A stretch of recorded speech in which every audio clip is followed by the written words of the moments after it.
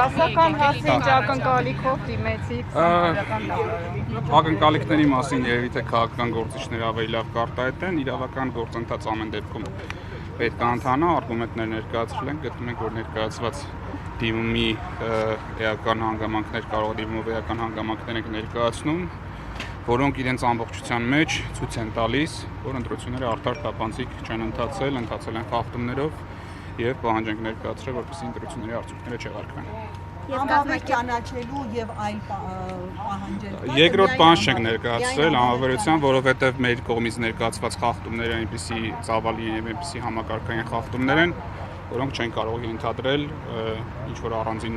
միջանկյալ քայլերով հարցի լուծում։ Կմանրամասնեք ինչ փաստարկներ եք բերել, Հիմնական որի կարծում եք, որ սահմանադրական դատարանը պիտի ձեր դիմումը բավարարի։ Հիմնական փաստարկներից կբերեմ մի քանիսը, ամբողջությամբ իմաստ չունի այն ներկայացնել։ Նախ եւ առաջ դա իրավապահ համակարգի քաղաքական քարոզչությունն է, արձանագրել ենք բազմաթիվ դեպքեր, որ իրավապահ մարմինները, քննչական մարմինները ուղղակի քարոզչական համագործակցություն են ունեցել իշխող ուժի ներկայացուցիչների հետ եւ դա իր ազդեցությունը թողել ընտրությունների ամբողջ ընթացքի վրա։ Կատարել են հրապարակումներ, որոնք չպետք է կատարեն, չպետք է տային կուսակցությունների անուններ, անմեղության կանխավարկած չպետք է խախտեին, նաև որ ամենասուրն եւ ամենակարևորն է, չպետք է հրապարակեին այնպիսի գաղտնալիություններ, որոնք իրավական նշանակություն չունեն, բայց փորձում են վատ լույսի ներքո ներկայացնեն։ Ամենադասական օրինակը, որ շատերը դասած կլինեք, երբ որ խոսակցության մեջ օրինակ հնչել է շնորհանգել արտահայտություն, դա որևէ հանցակազմի տար չի ներկայացնում, ոչ ծանրացնում է, ոչ մեղմացնում է, բայց քննչական կոմիտեն մոնտաժելով հակակոռուպցիոն կոմիտեն ցանկացել է այդ ինֆորմացիան հրապարակել, որպեսզի քաղաքացիական պայմանագրի կարողանա իր քարոզչության մեջ այդ արտահայտությունը օգտագործել եւ այսպիսի դեպքերը բազմաթիվ են։ Մյուս կարևոր հատվածը ֆինանսական հաշվետվությունների հատվածն է։ Մենք կարծում ենք, որ քաղաքացիական պայմանագրի հիմնադրամով ներկայացրած ծախսերը ամբողջությամբ չեն ներառված հիմնադրամում ամբողջությամբ չեն ներառված այն ծախսերը, որ կատարվել են, բացի այդ մի շարք միջոցառումներ, որոնք իրականացվել են պետական բյուջեի հաշվին, նույնպես պետք է ներառվեին հիմնադրամում, որոնցից առանցքայինը ցուցահանդեսներ, զորահանդեսներ մայիսի 28-ին, որը ֆինանսավորվել պետության կողմից շատ մեծ ֆինանսավորում ունեցել, որի բացատրությունը ներկայացված չի թե ինչու, եւ դա ի սկզբանե պլանավորված չի եղել եւ ներառվել է նաեւ քարոզչական դիրույթում, այսինքն բազմաթիվ քարոզչական նյութեր կան, որոնք հղում են տալիս նույն զորահանդեսի վրա որպես հաջողություն եւ սա նույնպես պետք է համարվի քարոզչական միջոցառում եւ նույնպես պետք է դրա ծախսերը ներառվեն, ել չասած, որ ստացվում է, որ պետությունն է ֆինանսավորել քաղաքացիական պայմանագրի քարոզչությունը։ Եվ արձանագրել ենք, որ էլի շատ կարևոր է ի տարբերություն նախորդ ժամանակներում ընտրությունների,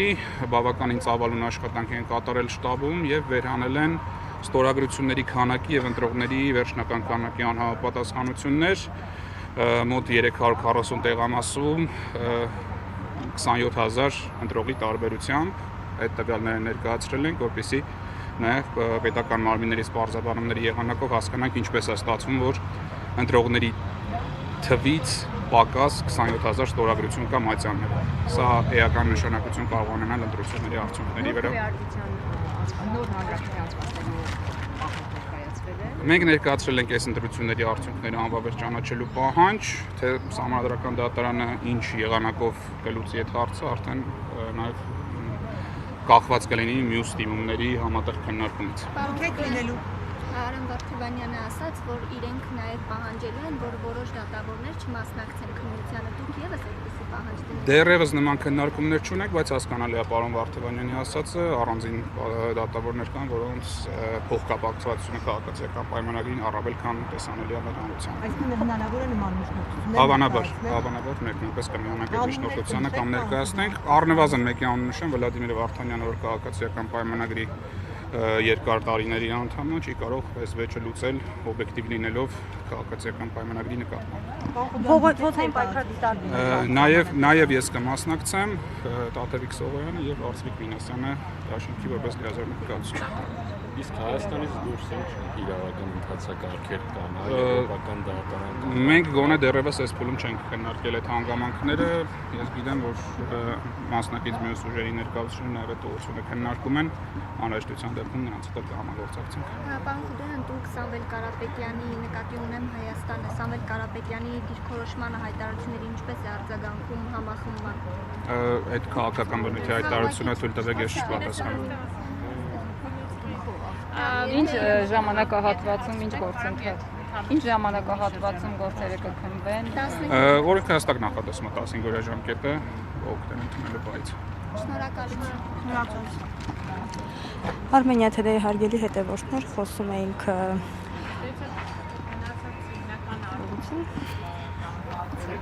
այսինքն որի շուրջ աշխատել ենք։ Հենց ֆինանսական թափանցիկությունն է, որի պարագայում ես ասում եմ, այս կարամ մի փոքր փակագծեր բացեմ, չնայած մի փոքր լրագրողական հետաքրքրությունն էլ արդեն ցույց կտա, թե ինչի մասին է խոսքը։ Մենք տեսել ենք, որ նախընտրական քարոզչության ժամանակահատվածում ուրեմն պետական միջոցների հաշվին տեղի է ունեցել զորահանդես, որի միայն կազմակերպչական երրորդ կողմին վճարված գումարը կազմել է 419 միլիոն դրամ, ավելի քան 1.5 միլիոն դոլար։ Մենք ասում ենք, որ եթե այդ մատակարար կազմակերպությունը չի բերել այնտեղ արկա զինտեխնիկան, ապա դա առնվազն տարօրինակ ծախս է։ Եվ մենք հիմնավոր ենթադրություն ունենք, որ պետական բյուջեից կոնկրետ այդ կազմակերպությանը տրված զորահանդեսի շրջանակներում գումարը իրականում եղել է փոխհատուցում շատ մեծ ծավալներով քաղաքացիական պայմանագիր կուսակցության քարոզարշավի ճոխ ծախսերի, իմաստավորն այդ հայտնի դրոններով շոուների, որոնց շուկայական արժեքի մասին տեղեկատվությունը եւս բաց հասանելի տեղեկատվություն է։ Ես նկատել եմ, որ մամուլում որոշակի հետևողական գործընկերներ եղել են, ովքեր մոտավորապես պարզել են, թե այդ ինչ արժեն այդ դրոններով խրախճանքները եւ այդ թվերն իրական են եւ այդ դրոններով այսպես ասած շոուները տեղ են գտել համարյա թե Հայաստանի բոլոր մարզ կենտրոններում եւ Երևանում եւ դրանց հանրագումարը չէր կարող լինել այլ փոքրիկ թիվը, որը ներկայացված է եղել քաղաքացիական պայմանագիր կուսակցության վերջնական հաշվետվությունում։ հարգելի հետևորդներ, զրուցում էինք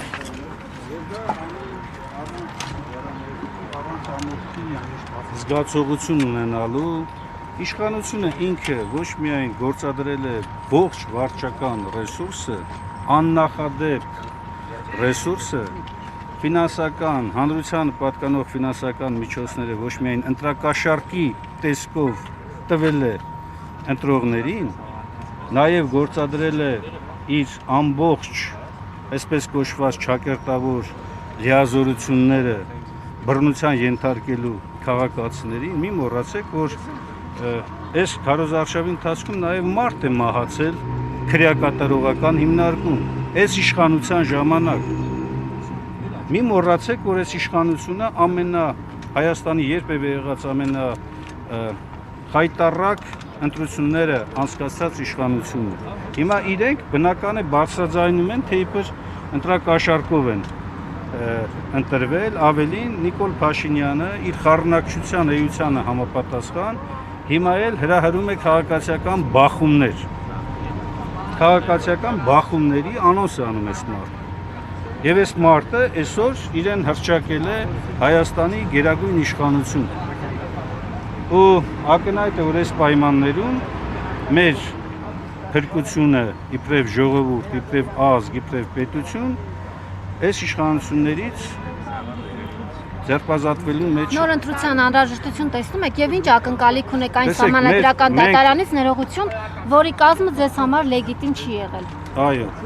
ավելին ասեմ, այն բոլոր խայտառակ արձանագրումները, որոնք որ կան,